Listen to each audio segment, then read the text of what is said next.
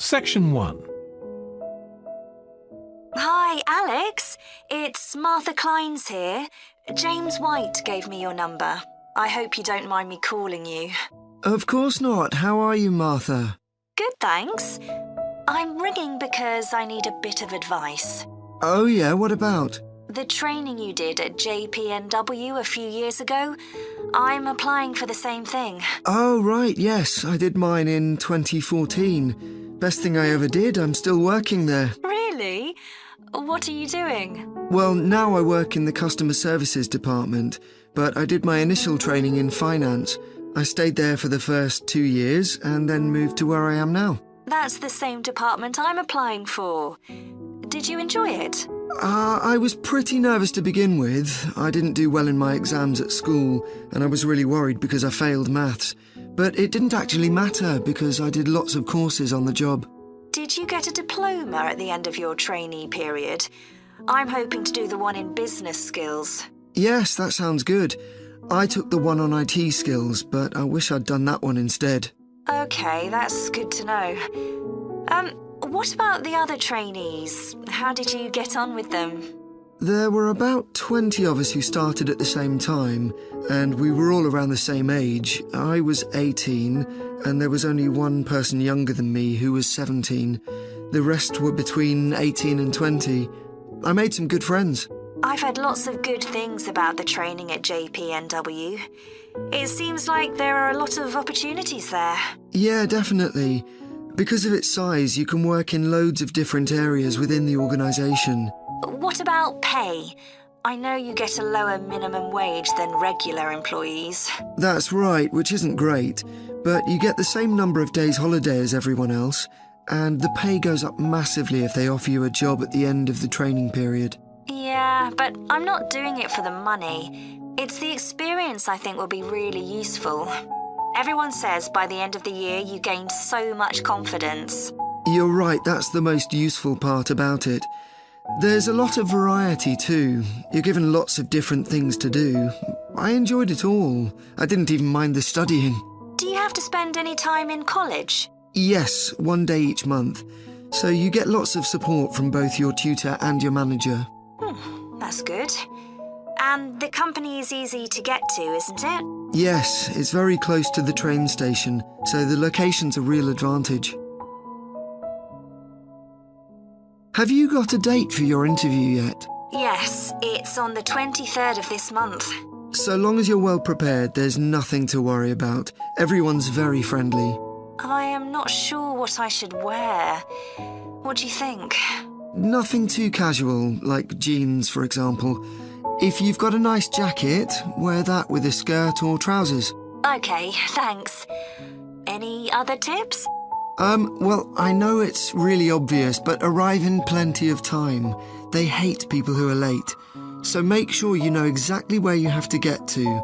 And one other useful piece of advice my manager told me before I had the interview for this job is to smile. Even if you feel terrified, it makes people respond better to you. I'll have to practice doing that in the mirror. Yeah, well, good luck. Let me know if you need any more information. Thanks very much. Section 2. Hi everyone, welcome to the Snow Centre. My name's Annie. I hope you enjoyed the bus trip from the airport. We've certainly got plenty of snow today. Well, you've come to New Zealand's premier snow and ski centre, and we've a whole load of activities for you during your week here. Most visitors come here for the cross-country skiing, where you're on fairly flat ground for most of the time, rather than going down steep mountainsides. There are marked trails, but you can also leave these and go off on your own, and that's an experience not to be missed. You can go at your own speed. It's great aerobic exercise if you really push yourself. Or, if you prefer, you can just glide gently along and enjoy the beautiful scenery. This afternoon, you'll be going on a dog sled trip. You may have seen our dogs on TV recently, racing in the Winter Sled Festival. If you want, you can have your own team for the afternoon and learn how to drive them, following behind our leader on the trail. Or if you'd prefer, you can just sit back in the sled and enjoy the ride as a passenger. At the weekend, we have the team relay event, and you're all welcome to join in. We have a local school coming along, and a lot of the teachers are taking part too. Participation rather than winning is the main focus, and there's a medal for everyone who takes part. Participants are in teams of 2 to 4, and each team must complete 4 laps of the course. For your final expedition, you'll head off to Mount Frenna wearing a pair of special snowshoes which allow you to walk on top of the snow. This is an area where miners once searched for gold, though there are very few traces of their work left now. When the snow melts in summer, the mountain slopes are carpeted in flowers and plants. It's a long ascent, though not too steep, and walkers generally take a couple of days to get to the summit and return. You'll spend the night in our hut halfway up the mountain. That's included in your package for the stay. It's got cooking facilities, firewood and water for drinking. For washing, we recommend you use melted snow, though, to conserve supplies. We can take your luggage up on our snowmobile for you for just $10 a person. The hut has cooking facilities, so you can make a hot meal in the evening and morning, but you need to take your own food. The weather on Mount Frenna can be very stormy.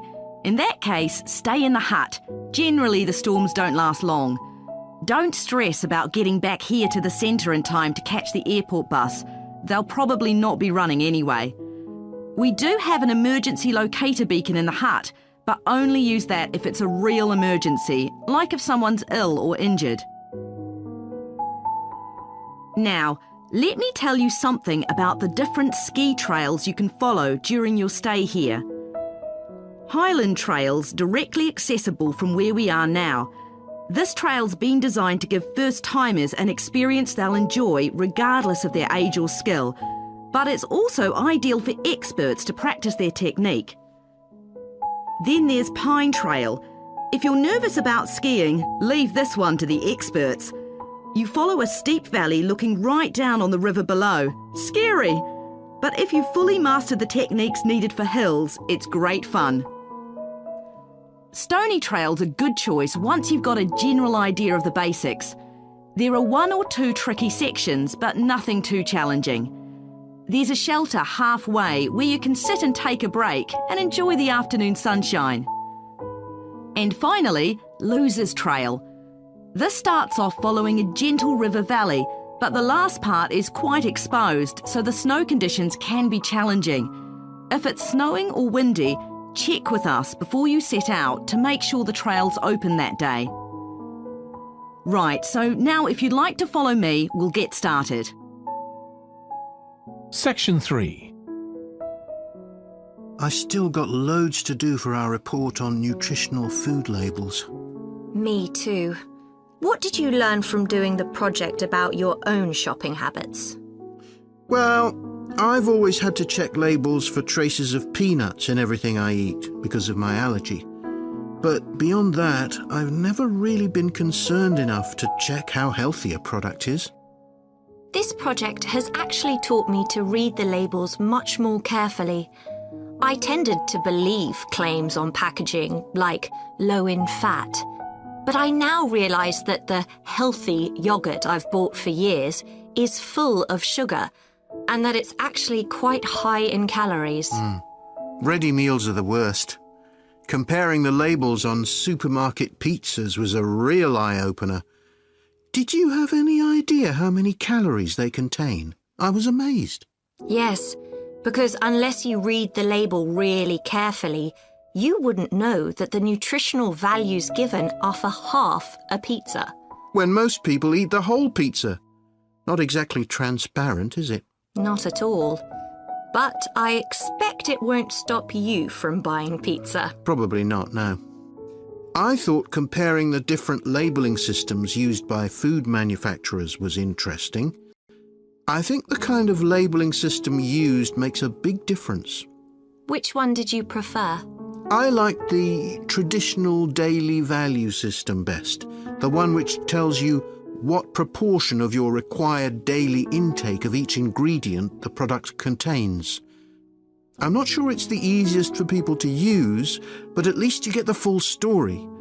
I like to know all the ingredients in a product, not just how much fat, salt and sugar they contain.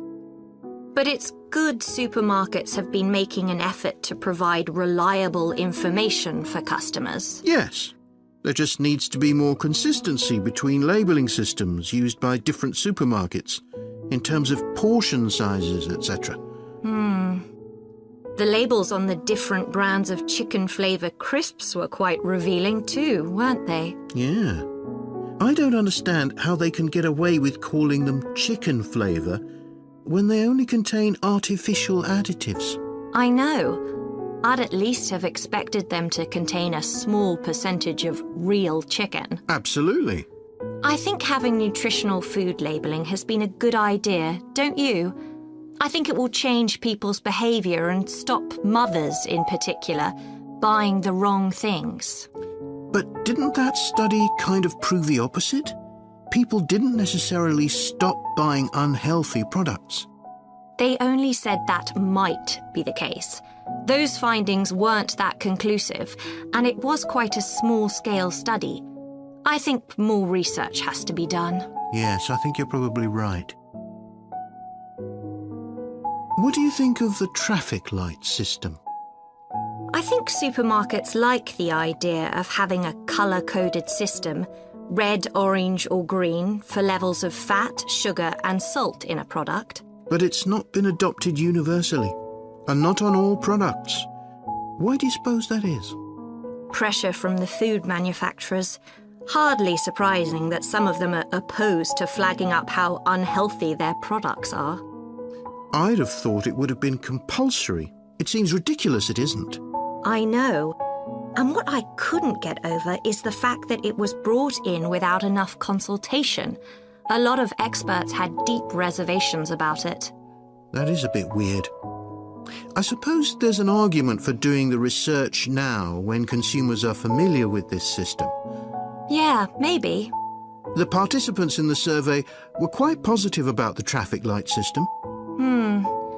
But I don't think they targeted the right people. They should have focused on people with low literacy levels, because these labels are designed to be accessible to them. Yeah.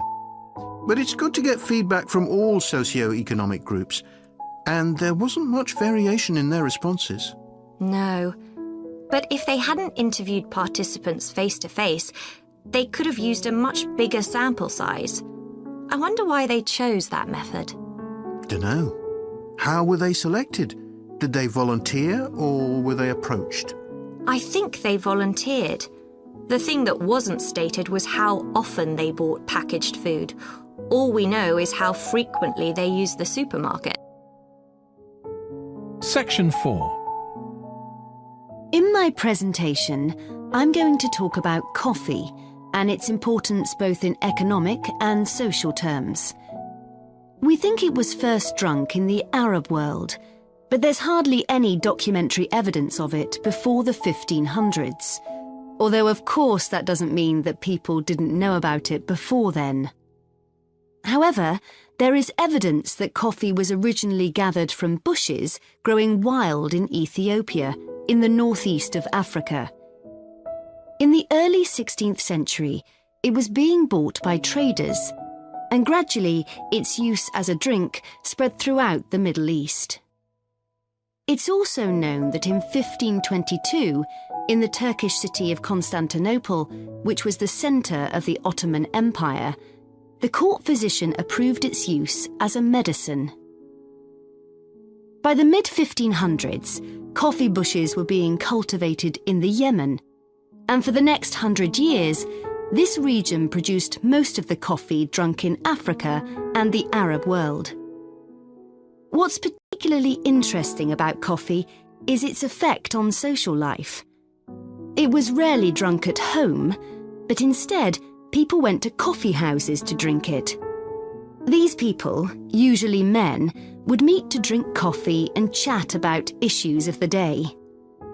But at the time, this chance to share ideas and opinions was seen as something that was potentially dangerous. And in 1623, the ruler of Constantinople demanded the destruction of all the coffee houses in the city. Although after his death, many new ones opened and coffee consumption continued. In the 17th century, coffee drinking spread to Europe. And here too, coffee shops became places where ordinary people, nearly always men, could meet to exchange ideas. Because of this, some people said that these places performed a similar function to universities. The opportunity they provided for people to meet together outside their own homes and to discuss the topics of the day had an enormous impact on social life, and many social movements and political developments had their origins in coffeehouse discussions.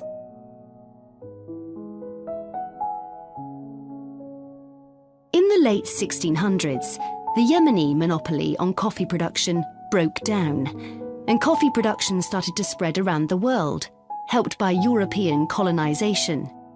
Europeans set up coffee plantations in Indonesia and the Caribbean, and production of coffee in the colonies skyrocketed.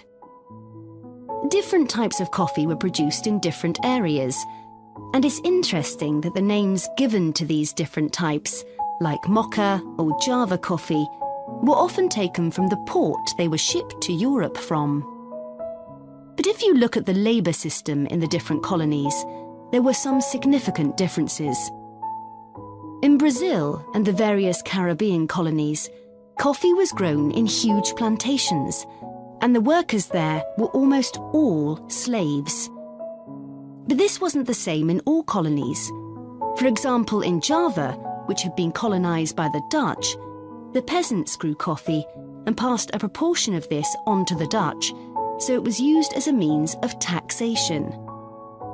But whatever system was used, under the European powers of the 18th century, coffee production was very closely linked to colonisation.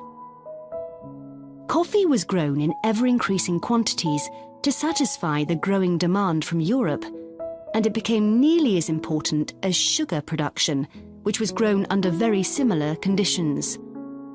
However, coffee prices were not yet low enough for people to drink it regularly at home, so most coffee consumption still took place in public coffee houses, and it still remained something of a luxury item. In Britain, however, a new drink was introduced from China and started to become popular, gradually taking over from coffee, although at first it was so expensive that only the upper classes could afford it. This was tea, and by the late 1700s it was being widely drunk. However, when the USA gained independence from Britain in 1776, they identified this drink with Britain, and coffee remained the preferred drink in the USA, as it still is today. So, by the early 19th century, coffee was already being widely produced and consumed. But during this century, production boomed and coffee prices started to fall. This was partly because new types of transportation had been developed, which were cheaper and more efficient. So now, working people could afford to buy coffee. It wasn't just a drink for the middle classes. And this was at a time when large parts of Europe were starting to work in industries. And sometimes this meant their work didn't stop when it got dark. They might have to continue throughout the night. So the use of coffee as a stimulant became important. It wasn't just a drink people drank in the morning for breakfast. There were also changes in cultivation.